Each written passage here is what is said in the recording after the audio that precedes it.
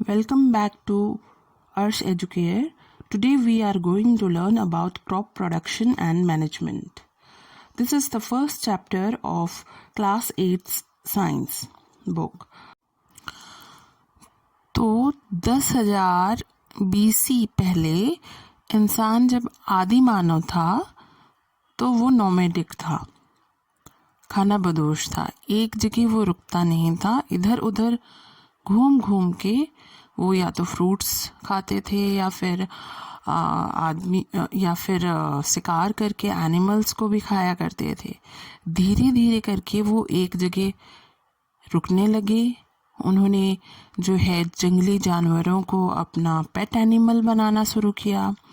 वो जानवरों को पालने लगे और उसके बाद धीरे धीरे उन्होंने जो है एग्रीकल्चर या फसल उगाने स्टार्ट किए, कृषि करना स्टार्ट किया।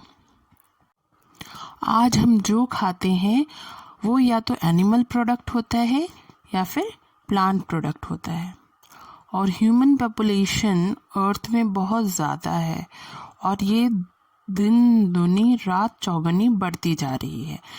तो इतने बड़े पॉपुलेशन को फीड करने के लिए जो है एग्रीकल्चर कंटिन्यूअस होता रहता है और इस जो है फसलों का प्रोडक्शन रेगुलर और उनका मैनेजमेंट, उनका डिस्ट्रीब्यूशन, ये सब कंटिन्यूअसली चलता रहता है। तो आज हम यही पढ़ेंगे कि जो फसलें किस तरीके से उगाई जाती हैं, उनका रख रखाव कैसे किया जाता है और फिर लास्टली उनका डिस्ट्रीब्यूशन कैसे किया जाता है। ये सब चीज़ें हम आज इस चैप्टर में पढ़ेंगे। तो सबसे पहले क्रॉप क्या होता है। When plants of the same kind are cultivated at one place on a large scale, it is called a crop. जब किसी एक तरीके के प्लांट को बहुत बड़े पैमाने पे लार्ज स्केल में उगाया जाता है तो हम उसे क्रॉप कहते हैं या हिंदी में हम उसे फसल कहेंगे। जैसे हम बोलते हैं गेहूं की फसल, इसका मतलब क्या है कि पूरे फील्ड में जो है गेहूं की ही फसल उगाई गई है। गेहूं के साथ आपको चना या फिर गन्ना ये सब मिक्स करके नहीं उगाया गया है, केवल गेहूं की ही खेती की गई है। तो हम उसे तब बोलते हैं क्रॉप या फिर फसल। फसल कई तरीके की होती हैं, जैसे cereals, vegetables, fruits and grains. इनको हम जिस सीज़न में इनको ग्रो किया जाता है, उगाया जाता है, उसके अकॉर्डिंगली दो ग्रुप में डिवाइड कर सकते हैं, kharif crops and rabi crops. India एक बहुत बड़ा कंट्री है और यहाँ पे जो है क्लाइमेटिक वेरिएशंस बहुत ज़्यादा हैं। तो the crops which are sown in the rainy season are called kharif crops. The rainy season in India is generally from June to September. Paddy, maize, soybean, groundnut and cotton are kharif crops. तो जो crops या जो फसल rainy season बरसात के मौसम में उगाई जाती है उसे हम खरीफ क्रॉप कहते हैं। और इंडिया में बरसात का मौसम जून से लेकर के सितंबर तक होता है। तो धान, मकई, सोयाबीन, मूंगफली और जो है कपास, ये जो है खरीफ क्रॉप कहलाते हैं। कपास मीन्स कॉटन। अब rabi crops, the crops grown in the winter season are called rabi crops. The winter season in India is generally from October to March. Example of rabi crops are wheat, gram, pea, mustard and linseed. तो जो फसलें सर्दी के मौसम में उगाई जाती हैं उसे हम बोलते हैं राबी क्रॉप्स। और इंडिया में जो जनरली सर्दी का मौसम अक्टूबर से लेकर के मार्च के बीच में होता है। और राबी क्रॉप्स के एग्जाम्पल हैं आपके गेहूं, चना, मटर, सरसों, तिल, ये सब हैं राबी क्रॉप्स के एग्जाम्पल्स। किसी भी फसल को उगाने से पहले फार्मर्स को बहुत सारी तैयारी करनी पड़ती है. So, activities or tasks carried out by farmers over a period of time for cultivating a crop is known as agricultural practice.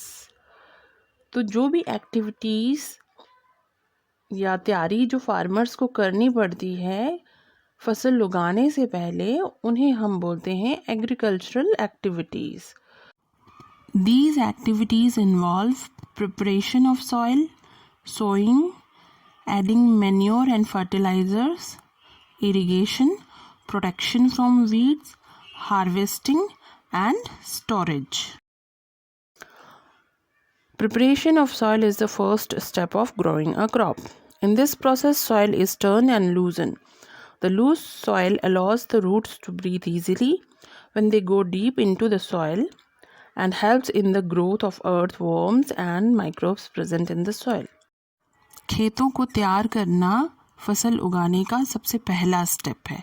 इसके लिए हमें जो है मिट्टी को उलटना पड़ता है और ये हम बहुत सारे इक्विपमेंट्स के थ्रू करते हैं और मिट्टी को लूज़ किया जाता है. इसके लिए ये जो है मिट्टी को जब हम लूज़ करते हैं तो जब हम क्रॉप ग्रो करते हैं और उनके रूट्स जो हैं ज़मीन के बहुत नीचे जाने लगती हैं, तो अगर सॉइल जो है लूज़ होगा तो वो इजीली ब्रीथ कर पाएंगी रूट्स. और इसके अलावा अर्थवॉर्म्स और माइक्रोब्स जो प्रेजेंट होती हैं सॉइल के अंदर, उनका भी ग्रोथ अच्छे से होता है. Only the top layer of soil supports plant growth. Turning and loosening of soil brings the nutrient rich soil to the top so that plants can use these nutrients. So turning and loosening of soil is very important for cultivation of crops. केवल जो top layer होता है वही जो है plant की growth को support करता है. तो जब हम उनको उलट पुलट करते हैं या फिर उनको लूज़ करते हैं तो जो न्यूट्रिएंट रिच सॉइल है वो टॉप में आ जाता है और प्लांट्स फिर उससे न्यूट्रिएंट्स लेते हैं और उनका ग्रोथ बहुत अच्छे से होता है. इसीलिए जो मिट्टी को ढीला करना या फिर उसको टर्न करना, पलटना, ये जो है बहुत इम्पॉर्टेंट एक्टिविटी है क्रॉप के कल्टीवेशन के लिए. The process of loosening and turning off the soil is called tilling or plugging. तो मिट्टी को ढीला करने और उसको पलटने का जो कार्य होता है उसको टिलिंग या फ्लगिंग बोलते हैं. If the soil is very dry, it may need watering before plugging. The plugged field may have big clumps of soil called crumbs. It is necessary to break these crumbs. अगर जो खेत है वो बहुत ज़्यादा ड्राई है, मिट्टी बहुत ज़्यादा ड्राई हो, तो उसको जोतने से पहले, हल चलाने से पहले उसमें पानी दिया जाता है. और जब हल चलाया जाता है, मिट्टी को पलटा जाता है, तो मिट्टी के बड़े बड़े जो टुकड़े होते हैं उनको क्रम्स बोला जाता है. और ये बहुत ज़रूरी होता है कि इन क्रम्स को हम तोड़ें. Leveling of soil is done with the help of a leveler. Leveling the field is beneficial for sowing as well as for irrigation. और जो मिट्टी को लेवल करने के लिए, एक लेवल में लाने के लिए लेवलर का यूज़ किया जाता है. और लेवलिंग जो है बेनिफिशियल होता है बीजों को बोने के लिए और फिर सिंचाई के लिए भी.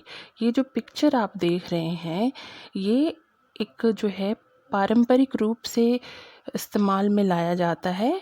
इसको लेवलर बोलते हैं, ये लेवलर है. ठीक है. So various tools are used for the preparation of soil. The most important tool is फ्लग.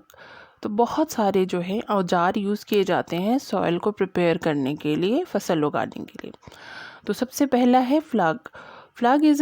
Flag is used for tilling the soil, adding fertilizer to the crop, removing the weeds and turning the soil. तो फ्लग को हम हिंदी में हल भी बोलते हैं. हल किस लिए यूज़ किया जाता है? सॉइल को पलटने के लिए, मिट्टी को उलटने के लिए, फर्टिलाइज़र जो है ऐड करने के लिए, मिलाने के लिए, और फिर खरपतवारों को उखाड़ने के लिए, रिमूव करने के लिए. और it is made up of wood and contains a strong triangular iron strip called flagshare. तो ये जो है, ये हल जो होता है लकड़ी का बना हुआ रहता है और इसके एक एंड में ट्रायंगुलर आयरन स्ट्रिप होता है जिसको हम फ्लग शेयर कहते हैं. The main part of the flug is a long log of wood which is called flug shaft. There is a handle at one end of the shaft. The other end is attached to a beam which is placed on the bull's necks. तो main part जो फ्लग का होता है वो एक लंबा सा जो है लकड़ी का टुकड़ा होता है जिसे हम फ्लग शैफ्ट बोलते हैं और इसके एक एंड में एक हैंडल होता है जिसको हम शैफ्ट बोलते हैं और दूसरे एंड में जो है एक बीम अटैच होता है जो कि बैलों के कंधों पे गले में रखा जा सकता है और 2 बैल और एक आदमी एक हल को इजीली चला सकता है. The indigenous wooden plough is increasingly being replaced by iron ploughs nowadays. तो जो पारंपरिक तौर से लकड़ी के बने हुए हल जो है रिप्लेस हो रहे हैं अब आयरन प्लग्स से. The second most important tool in agriculture is हो. इसको हम कुदाली भी बोलते हैं. It is used for removing weeds and for loosening the soil. इसका इस्तेमाल बेकार के पौधे निकालने के लिए और मिट्टी को लूज करने के लिए किया जाता है. It has a long rod of wood or iron and a strong broad and bent plate of iron is fixed at its one end and it works like a blade. कुदाल जो है लकड़ी या आयरन का एक rod होता है जिसके एक छोर में जो है आयरन का एक प्लेट जो है लगा हुआ रहता है जो कि बेंट मुड़ा हुआ रहता है और ये बहुत शार्प होता है. यही जो प्लेट है आयरन प्लेट ये ब्लेड के जैसा काम करता है. ये देखिए ये जो पिक्चर है ये हो का पिक्चर है. आजकल बहुत सारे जो है मॉडर्न इक्विपमेंट्स भी आ गए हैं. उसमें से एक है cultivator. It is tractor driven and used for ploughing. It saves labour and time. तो कल्टीवेटर जो है उसको भी खेतों को जोतने के लिए काम में आता है जो कि ट्रैक्टर के द्वारा चलाया जाता है जिसकी वजह से जो है मेहनत भी कम लगती है और टाइम जो है वो भी कम लगता है. The second most important step of crop production is sowing. Farmers sow seeds of good quality in their prepared field. Farmers prefer to use seeds which give high yield. तो दूसरा जो स्टेप है वो है बीज बोना. इसके लिए सबसे पहला स्टेप जो होता है वो है अच्छी क्वालिटी के बीजों का चुनाव करना ताकि अच्छी फसल की पैदावार हो. किसान जो है गांव में अच्छी बीजों का चुनाव कैसे करते हैं? वो पानी में बीजों को डाल देते हैं और जो बीज पानी के नीचे बैठ जाते हैं वो गुड क्वालिटी के बीज होते हैं और जो ऊपर तैरते हैं वो डैमेज्ड सीड्स होते हैं. तो ये ऊपर वाले जो बीज पानी में तैरते हुए बीजों को वो फिर डिस्कार्ड कर देते हैं. बीजों की बुआई के लिए भी कुछ इक्विपमेंट्स यूज़ किए जाते हैं. उसमें से कुछ ट्रेडिशनल टूल्स हैं और कुछ मॉडर्न टूल्स हैं.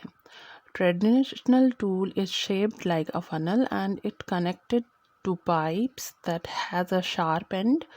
These ends pierce into the soil and place seeds there. तो जो ट्रेडिशनल टूल है वो फनल होता है, फनल शेप का होता है. वो एक पाइप से कनेक्टेड होता है और वो पाइप जो है अपने लोअर एंड पे बहुत शार्प होती है और वो मिट्टी में गड्ढा करती है जिसमें बीज डाले जाते हैं.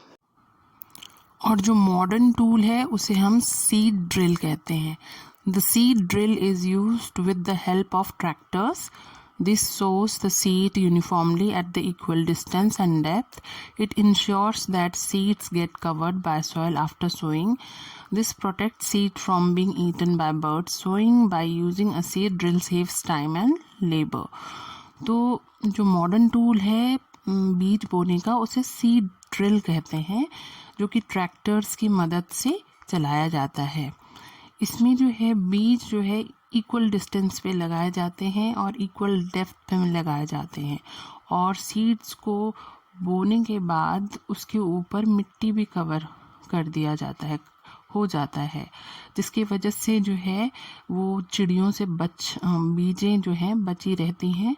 और सीड ड्रिल का यूज़ करने से आपका समय और आपकी मेहनत की बचत होती है।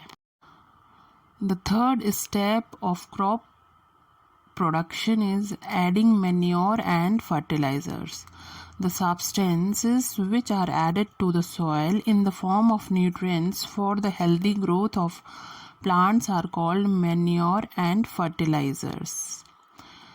तो जो भी पदार्थ मिट्टी में मिलाए जाते हैं उनकी फर्टिलिटी को बढ़ाने के लिए उनको हम जो है मैन्योर या फर्टिलाइज़र बोलते हैं। मैन्योर हिंदी में खाद कहलाता है और फर्टिलाइज़र उर्वरक।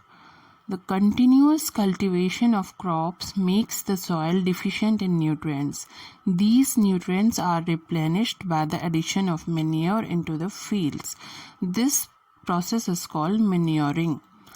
तो जो है क्रॉप का प्रोडक्शन कंटिन्यूस होता रहता है, जिसकी वजह से जो सॉइल में न्यूट्रिएंट्स हैं वो ख़त्म होने लगते हैं।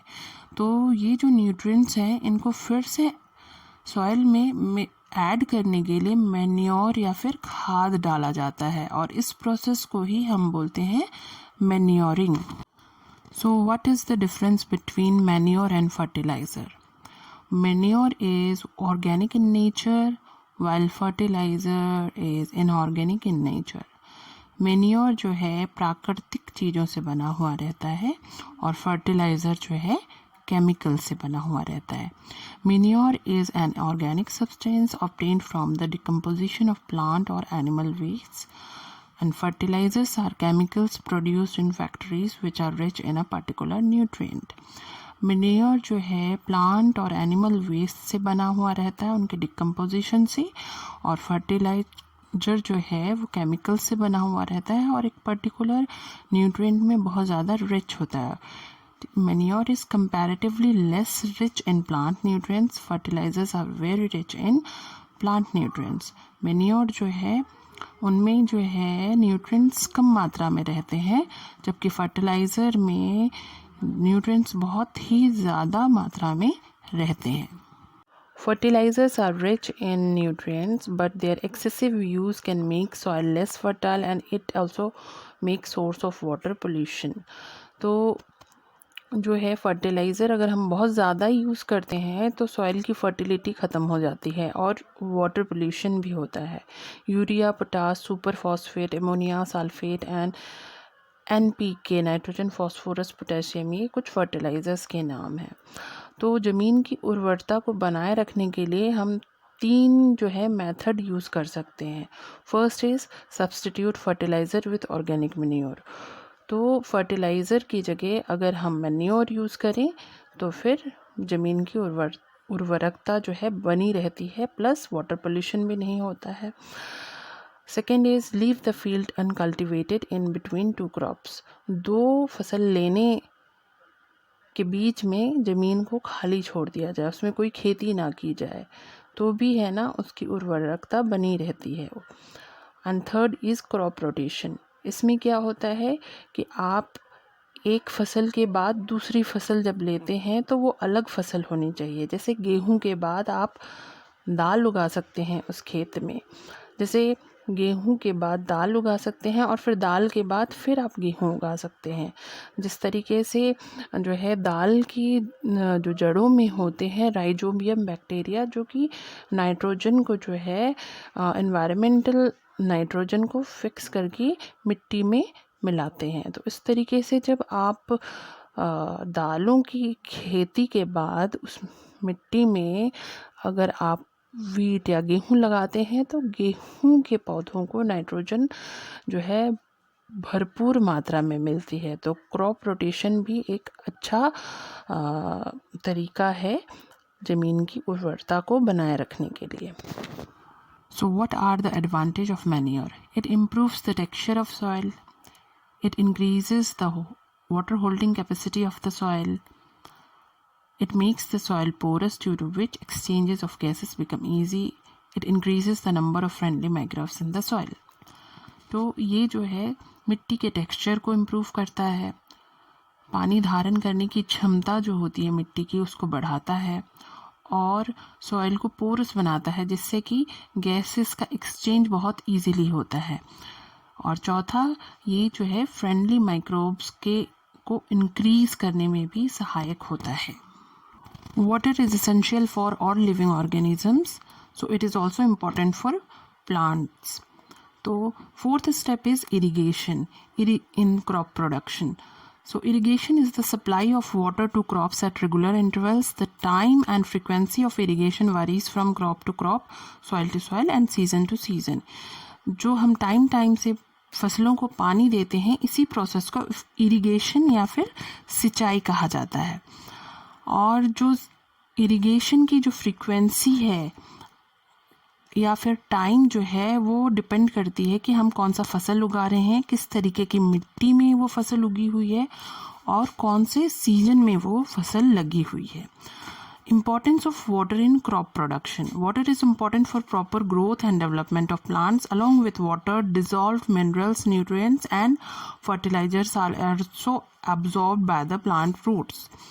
तो वाटर प्रॉपर डेवलपमेंट के लिए ज़रूरी है प्लांट्स के। उसके अलावा जो है वाटर में फर्टिलाइजर्स, मिनरल्स और न्यूट्रिएंट्स डिज़ोल्व होते हैं और इन वाटर के थ्रू ही रूट्स जो है इन सारी चीज़ों को अब्जॉर्व करता है और प्लांट्स में पहुंचाता है। इरिगेशन के लिए जो सोर्सेस ऑफ वाटर हैं वो हैं wells, tubewell, pond, lake, river, dam और canals. An irrigation system can be divided into traditional method and modern methods. In traditional method, mud, chain pump, Dekli and rahat is used. Cattle or human labor is used in these methods. So these methods are cheaper but less efficient. तो रहट और देखली, chain pump, ये सब जो हैं आपके traditional method हैं। इसमें जानवरों का यूज़ किया जाता है, कैटल्स का यूज किया जाता है और यहाँ पे ह्यूमन आदमी की मेहनत बहुत ज़रूरी होती है इन मेथड्स में, और ये सस्ता तो है लेकिन लेस इफ़िशिएंट है। और मॉडर्न मेथड्स में आते हैं स्प्रिंकलर सिस्टम और drip system. These modern methods help us to use water economically. The first modern method of irrigation is sprinkler system. This system is more useful on the uneven land where sufficient water is not available. तो ये ऐसी जगहों में बहुत useful है जहाँ पे कि जो ज़मीन है वो समतल नहीं होती है। In this system, perpendicular pipes having rotating nozzles at the top end are joined to main pipeline at a regular intervals.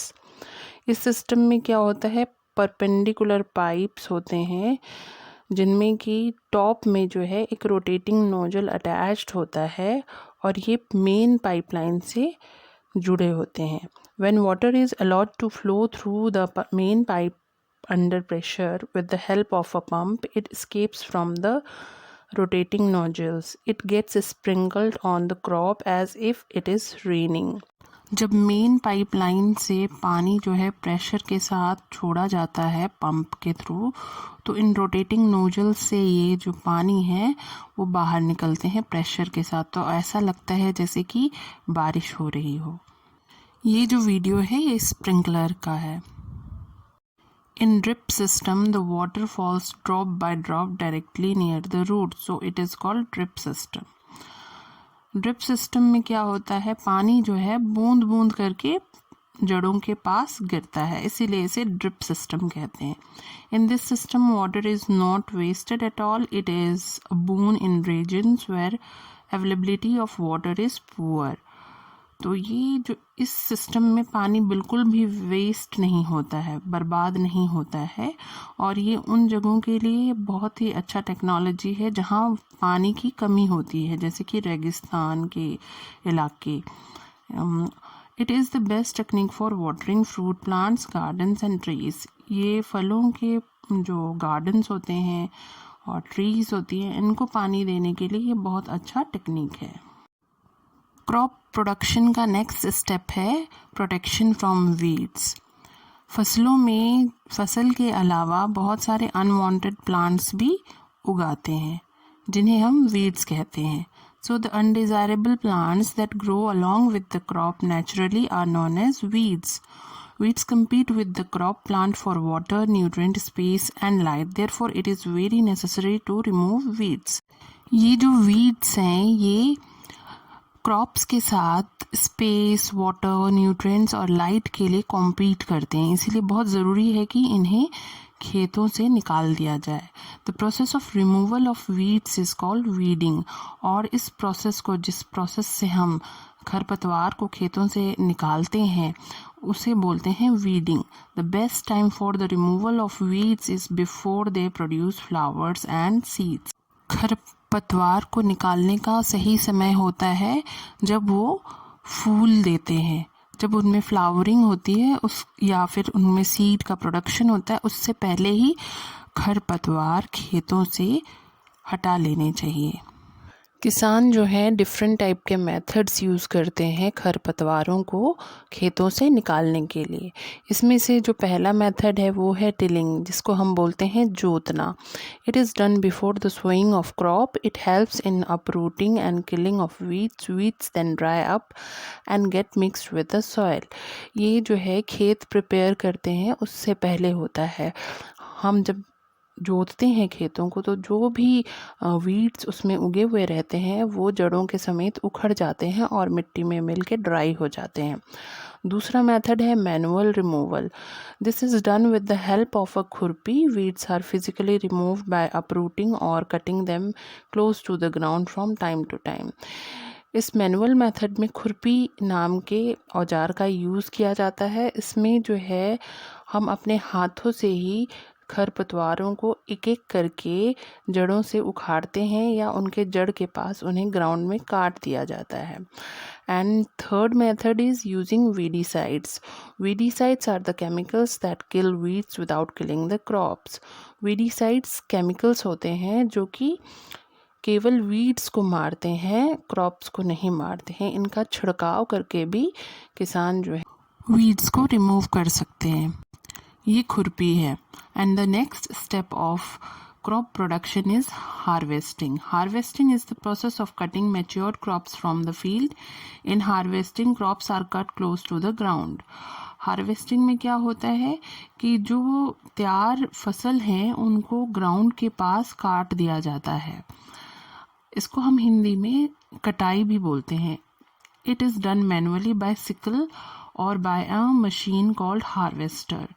इसको या तो मैनुअली किया जाता है। मैनुअली जब हम फसल की कटाई करते हैं तो हंसिए का इस्तेमाल करते हैं। ये जो पिक्चर आप देख रहे हैं वही है हंसिया या सिकल।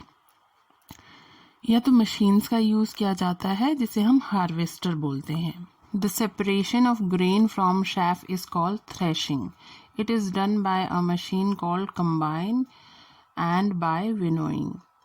तो भूसे से ग्रेन्स को अलग करने के लिए, अनाज को अलग करने का जो प्रोसेस होता है उसको हम थ्रेशिंग बोलते हैं। ये जो है ये एक मशीन के थ्रू किया जाता है जिसे कंबाइन बोलते हैं। और ये भी जब लार्ज स्केल क्रॉप प्रोडक्शन हो रहा हो तो यूज़ किया जाता है। या फिर विनोइंग, जिसमें कि स्मॉल स्केल प्रोडक्शन में ये विनोइंग यूज़ किया जाता है, जिसमें अनाज को ऊपर से भूसे समेत ही ऊपर से गिराया जाता है और जो भूसा हल्का होता है इसलिए हवा के जरिए वो ग्रेन से अलग हो जाता है और इस तरीके से ग्रेन्स को अलग कर दिया जाता है। And the last step of crop production and management is storage. Before storing the harvested grain, it is important to dry them properly to reduce their moisture content. ये बहुत ज़रूरी होता है कि किसी भी ग्रेन को स्टोर करने से पहले उसको अच्छे से सुखा लिया जाए ताकि उसका जो मॉइस्चर कंटेंट है वो कम हो जाए। मॉइस्चर कंटेंट अगर ज़्यादा रहेगा ग्रेन्स में तो वो सड़ने की उसकी संभावना बढ़ जाती है। Harvested grains are stored in silos and granaries to protect them from pests, insects, rats and micro organisms.